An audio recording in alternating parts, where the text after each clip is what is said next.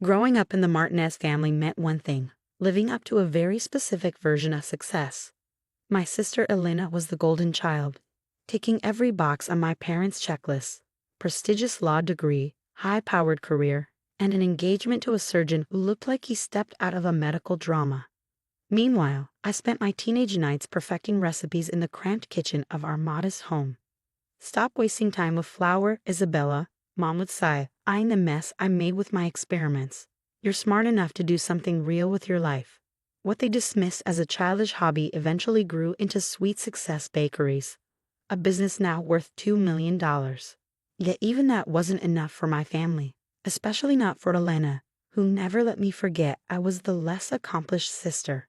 Everything came to a head at her wedding, the day she made the biggest mistake of her life by trying to take what was mine. Let me take you back to where it all began. I'm Isabella Martinez, the black sheep in a family that worshipped corporate titles and Ivy League diplomas. My parents, a corporate tax attorney and a hospital administrator, believed they were building a legacy of success. And Elena, ever the overachiever, fulfilled their every expectation with gusto. Me, I didn't fit the mold. My real passion started when I inherited Abuelo Miguel's recipe book. He had run a small panaderia in Mexico City before immigrating to the U.S., and that worn leather book, filled with his careful handwriting and notes, became my sanctuary. While Elena was acing debate competitions and prepping for law school, I was sneaking into the kitchen at 2 a.m., covered in flour, experimenting with his recipes. "Isabella, mija," Mom would say, shaking her head in exasperation. "You're too smart for this. You could be a doctor. Stop acting like we're still in the old country." Elena, with her razor-sharp tongue, was worse. "Still playing Baker, Bella? Some of us are building real futures." But I saw something they didn't. The same way they analyzed stocks and promotions, I saw potential in profit margins and scaling recipes.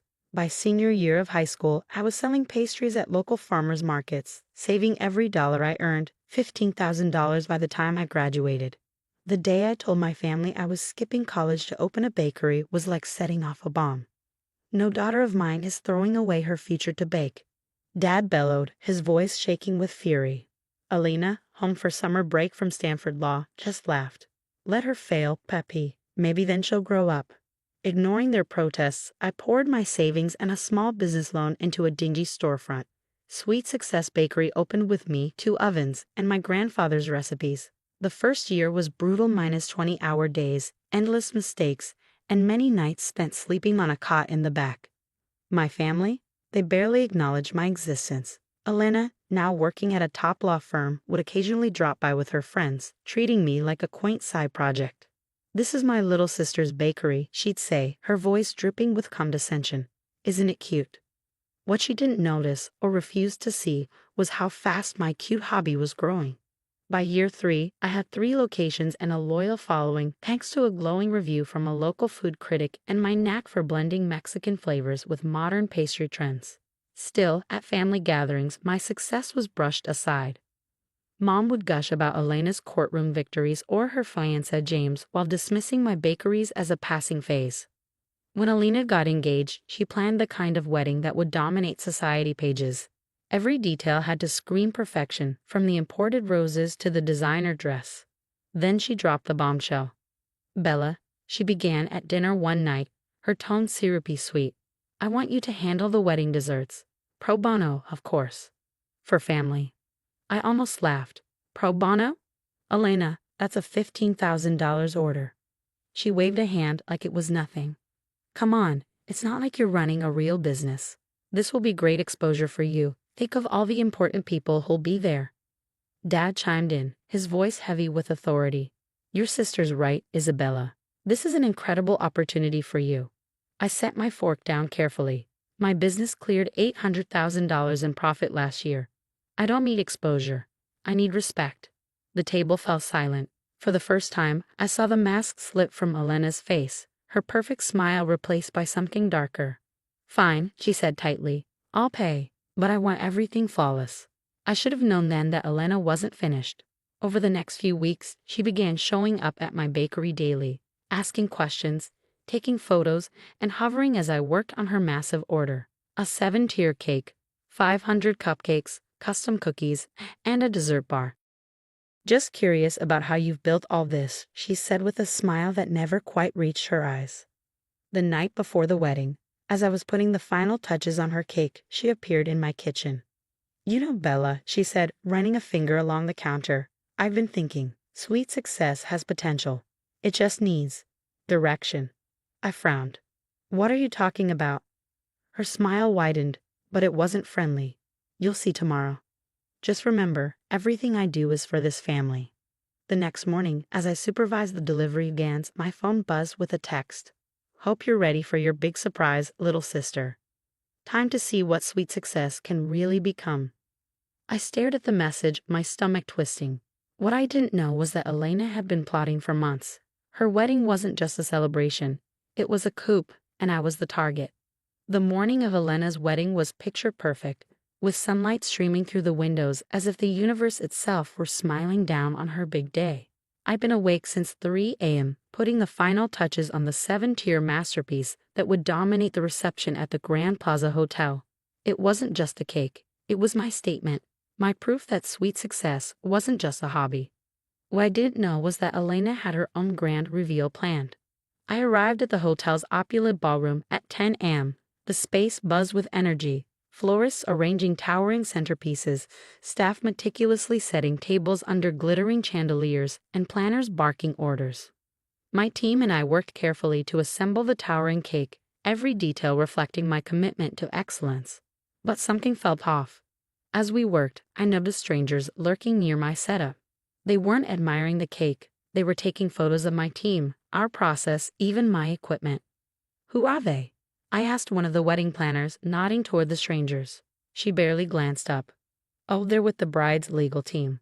Documentation for the event or something. Legal team? At a wedding. Before I could press further, my mother appeared, resplendent in her mother of the bride gown. She wore the kind of forced smile she always used when she was about to deliver unwelcome news. Elena wants to see you, Maija, she said. She's in the bridal suite.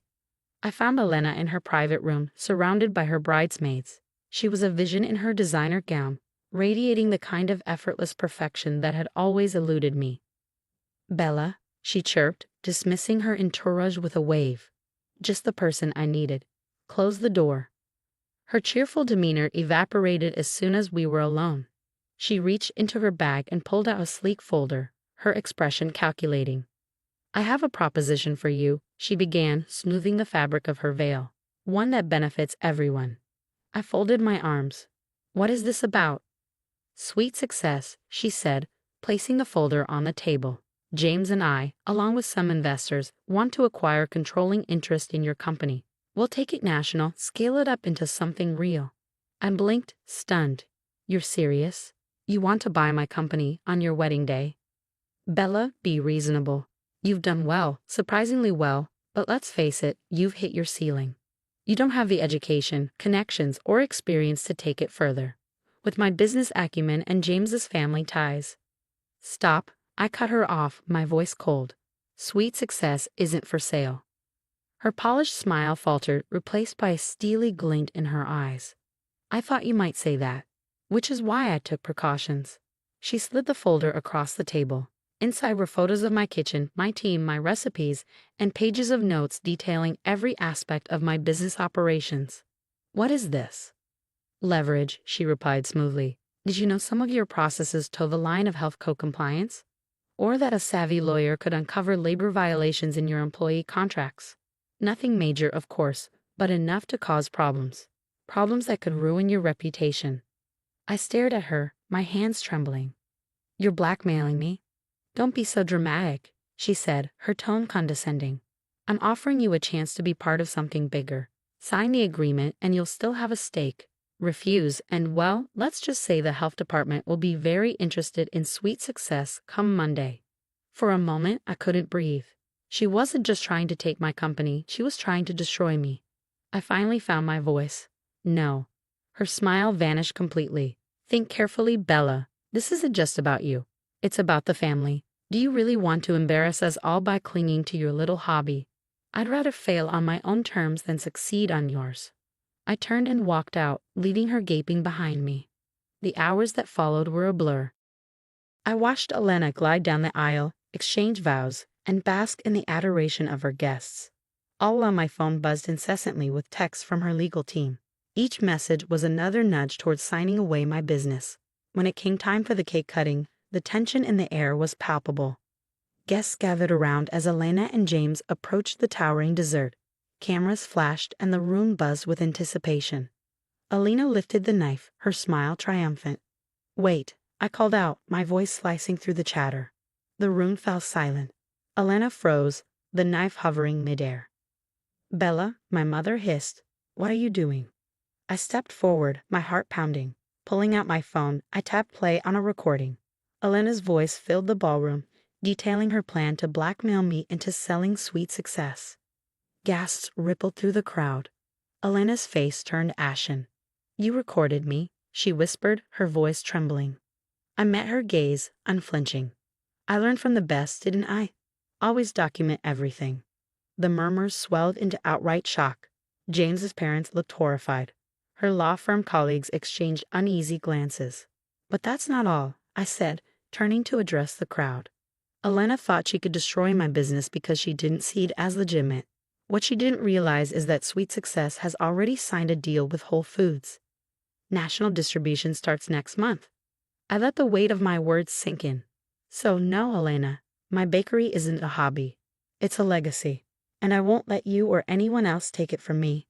Elena lunged toward me, but James caught her arm, his face pale. "Stop," he hissed.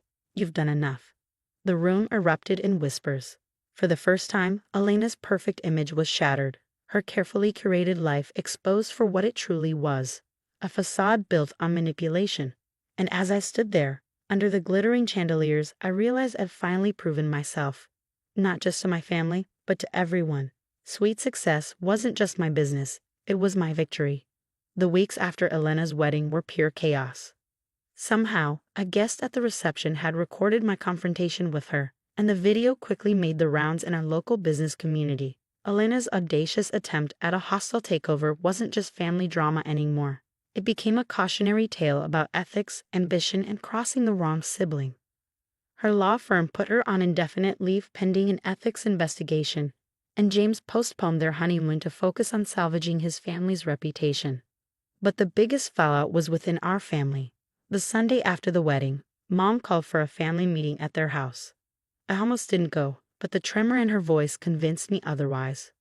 When I arrived, the living room felt heavy with unspoken tension. Dad sat in his usual armchair, looking like he aged a decade in a week. Mom clutched her rosary, her eyes red from crying. Elena and James were perched stiffly on the love seat, their once perfect partnership showing visible cracks. Mom patted the seat next to her on the couch. "Siente, Isabella," she said softly. "For once you didn't comment on my flour-dusted jeans or the ever-present scent of vanilla clinging to my clothes." Before I could sit, Elena opened her mouth to speak, but Dad raised a hand, silencing her. "No, Lena, you've said enough." He turned to me, his eyes filled with something I hadn't seen before, regret. "Maja, your mother and I, we owe you an apology." I froze.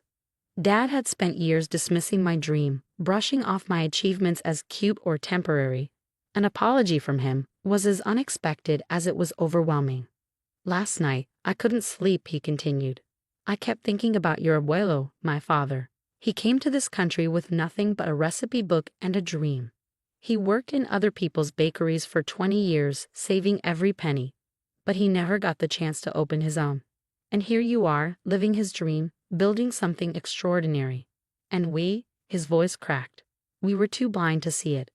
Mom reached for my hand, her fingers trembling. "We were wrong, Isabella. So wrong. We thought success had to look a certain way, but you showed us different." I pulled out my phone, swiping to the latest Sweet Success projections. "This is what success looks like," I said, my voice steady. "We're on track to hit $5 million in revenue next year. That's not a hobby. That's not luck. That's business." Elena, who had been uncharacteristically silent, suddenly stood. "I need to say something." Her voice wavered, and for the first time she looked small. No sharp comebacks, no polished poise. "What I did, I was jealous." "Jealous?" I asked, incredulous. "Of what?" You've always had everything you wanted. Have I? She sank back onto the love seat, her shoulders slumping. I have a career I hate, a reputation in shambles, and a marriage that's barely holding together because of my own mistakes. Meanwhile, she gestured helplessly. You're happy, you've built something real. I watch you in your bakery with your team creating things that bring people joy. When was the last time I brought anyone joy? The room fell silent, broken only by the faint toll of church bells outside. For a moment, I thought about Abuela's recipe book, his notes about family, resilience, and second chances. Elena was many things, but she was still my sister. You know, I said slowly, Sweet Success is expanding. We're going national, which means we need someone to manage our legal department. Someone who knows the ins and outs of contracts, compliance, and corporate law. Elena blinked at me in disbelief.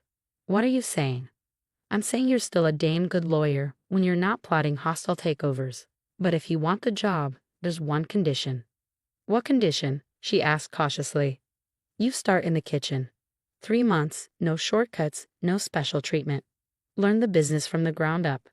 Elena looked at me, then at her manicured hands, then back at me. Slowly, a real smile, one I hadn't seen in years, spread across her face. When do I start? 6 months later, Sweet Success was thriving in more ways than I could have imagined. Elena had surprised everyone, throwing herself into the business with the same intensity she'd once reserved for her courtroom battles. She mastered every aspect of bakery operations, from perfecting the art of laminating dough to managing supplier contracts. Last week, she even negotiated our first international distribution deal, proving her legal skills could be an incredible asset when paired with real knowledge of the business. Mom and Dad had changed too. Dad helped secure financing for our latest expansion, using his network of contacts to open doors instead of casting judgment. Mom proudly told everyone about her daughter's company, from my sales milestones to Elena's surprising pivot into baking. As for me, Sweet Success opened its 15th location last month. Abuela's recipe book now hangs in our flagship store, framed alongside a photo of him standing proudly in front of his panaderia in Mexico City. Sometimes when I'm testing new recipes late at night, I feel his presence as if he's smiling at how far we've come. Yesterday, Elena brought me her latest attempt at Abuela's tres leches cake. It was a little lopsided and slightly overbaked, but she made it herself from scratch. Not perfect, she said, nervously watching me take a bite. I smiled, thinking of all the burnt loaves and failed batches that had led me here. Perfect is overrated, sis. What matters is that you're trying. We sat together in my office, sharing her imperfect cake and planning our company's future. On my desk was a new photo, one from Elena's wedding, capturing the moment when everything fell apart and somehow came back together stronger. Sometimes success isn't about proving others wrong. It's about giving them the chance to prove themselves right.